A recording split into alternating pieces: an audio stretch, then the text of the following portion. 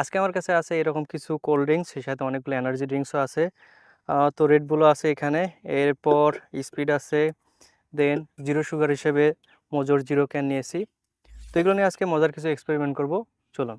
আমার হাতে এরকম দুটো স্পিডের বোতল আছে, একটা প্লাস্টিকের বোতলে আর একটা এরকম অ্যালুমিনিয়াম ক্যানে। প্লাস্টিকের বোতলে স্পিডের দাম 30 টাকা আর এটার মেয়াদ থাকে 4 মাস। অ্যালুমিনিয়াম ক্যানের স্পিডের দাম 50 টাকা আর এটার মেয়াদ থাকে 1 বছর। এখন এই দুটোর মাঝে সেম ইনগ্রেডিয়েন্টস আছে, তারপরও এই দুটোর মাঝে দামের পার্থক্য কেন? প্লাস্টিকের বোতল লাইট পারমিয়েবল বা ভেদ্য হয়, এর ভিতরে আলো ঢুকতে পারে, সেই সাথে এর ভিতরে যে কার্বন ডাইঅক্সাইড আছে সময়ের সাথে সাথে এর ভিতর থেকে অল্প অল্প করে বেরিয়ে যায়, এতে করে এর মানটা কমে যায়। আর অ্যালুমিনিয়াম ক্যান পারমিয়েবল না হয়, এর ভিতরে আলো এবং অক্সিজেন ঢুকতে পারে না এবং সময়ের সাথে সাথে এর ভিতর থেকে কার্বন ডাইঅক্সাইডে বেরিয়ে যেতে পারে না, যে কারণে একটা দীর্ঘ সময় পরও এর স্বাদ এবং মান দুটোই ঠিক থাকে। এর থেকে বড় সিক্রেট হচ্ছে স্পিডের এই ক্যানে পলিথিন থাকে। এটা এখন টেস্ট করি। এই টেস্টের জন্য আমাদের প্রয়োজন হবে পটাশিয়াম হাইড্রোক্সাইড, এরপরেতে পানি মিশাবো, সেই সাথে স্পিড ক্যানের উপরে যে রঙের প্রলেপটা দেওয়া আছে এটাকে স্যান্ড পেপার দিয়ে ঘষে এভাবে তুলে নেব। হো, তো এবার টেস্টের পালা। এই পটাশিয়াম হাইড্রোক্সাইড সলিউশনের মধ্যে যদি অ্যালুমিনিয়াম ক্যানটা চুবিয়ে রাখি, তাহলে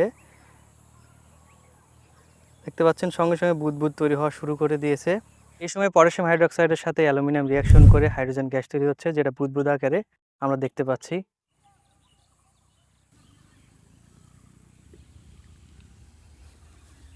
বেশ একটা সময় রিয়াকশনের পর দেখতে পাচ্ছেন এই পলিথিনের লেয়ারটা বেরিয়ে এসেছে।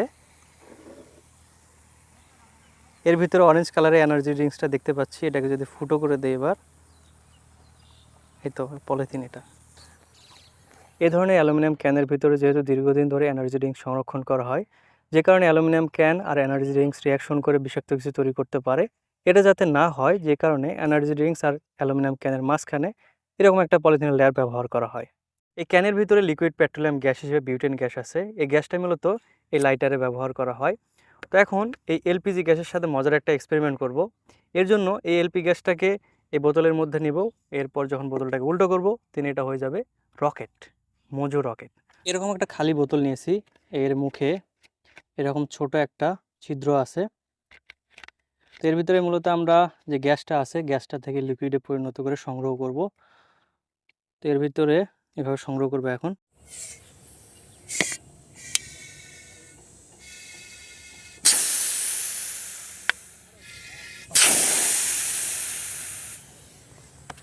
মোজো খুলে নেওয়ার পরে এটাকে পরিমাণে একটু কমিয়ে নিলাম। দেন এই পেট্রোলিয়াম গ্যাসটা এর ভিতরে ঢেলে নেব।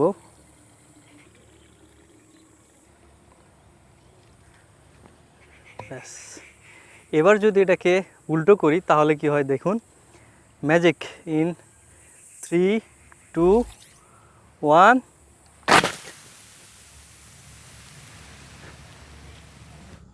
বোতলকে যখন উল্টো করতেছি সেই সময় তরল এলপি গ্যাস বাইরে বেরিয়ে আসার সময় খুবই দ্রুত গ্যাসে রূপান্তর হচ্ছে এবং শক্তিশালী থ্রাস্টের কারণে নিউটনের তৃতীয় সূত্র অনুসারে বোতলটি রকেটের মতো উপরের দিকে উড়ে যাচ্ছে।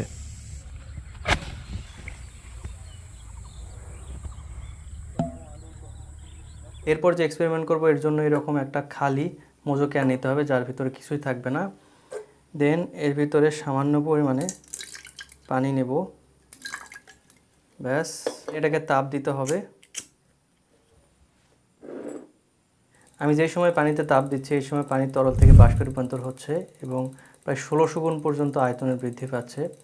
আর এর ভিতরে যে ফাঁকা জায়গাটা ছিল, এই ফাঁকা জায়গার ভিতরে বায়ুমণ্ডলের যে গ্যাসটা ছিল ওটা বেড়ে যাচ্ছে এবং এই জায়গাটা জলীয় বাষ্প দখল করতেছে। তো কিছুক্ষণ তাপ দেওয়ার পরে এরকম জলীয় বাষ্প বের হচ্ছে। আর সেই সাথে আমি ঠান্ডা পানি রেডি করে নিয়েছি। এই এক্সপেরিমেন্টের জন্য ঠান্ডা পানিরও প্রয়োজন হবে। এটাকে আবার উল্টিয়ে এর উপরে রাখবো।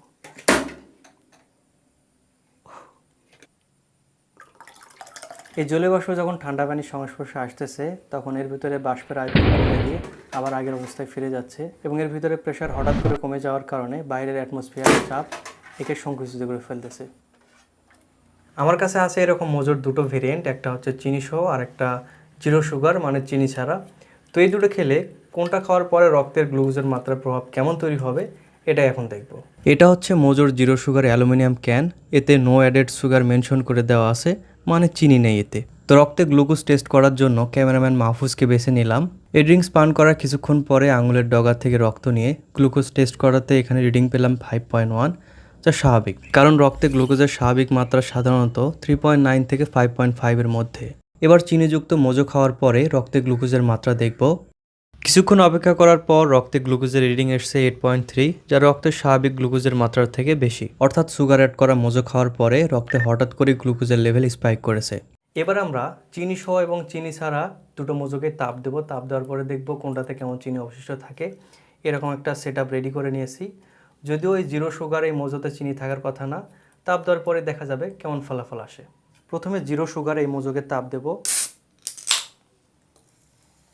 এই বিকারটা 250 ml এর, আর এই ক্যানটাও 250 ml এরই।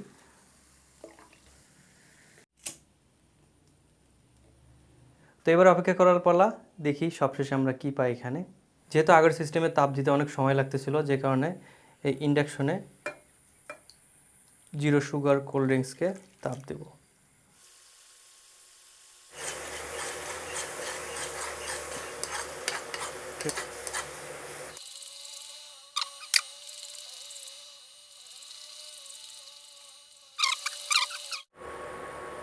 জিরো সুগারের মোজোকে তাপ দেওয়ার পরে এখানে সবশেষে কিছুই নেই বললেই চলে। এবারে নর্মাল মোজোকে তাপ দেব।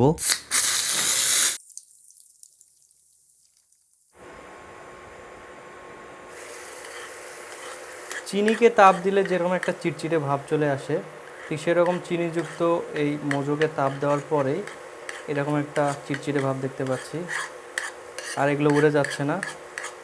তো 250 ml মোজোতে প্রায় এই পরিমাণে চিনি থাকে। চিনিগুলো যেহেতু পুড়ে কালচে কালার ধারণ করতেছে এবং একটা ধোঁয়াটে ভাব তৈরি হয়েছে, যে কারণে আমরা এটা অফ করে দিচ্ছি। মাত্র 250 মিলির একটি কোমল পানীয়তে প্রায় 25 গ্রাম চিনি থাকে, যা পান করলেই সারাদিনের প্রয়োজনীয় চিনির সীমা অতিক্রম করে ফেলি আমরা। নর্মাল কোল্ড ড্রিঙ্কসে প্রধান সমস্যা অতিরিক্ত চিনি, আর জিরো সুগার কোল্ড ড্রিঙ্কসে থাকে কৃত্রিম মিষ্টিকারক ও অতিরিক্ত প্রক্রিয়াজাত উপাদান। তাই কোনো ধরনের কোল্ড ড্রিঙ্কই নিয়মিত বা অতিরিক্ত পরিমাণে পান করা ঠিক নয়।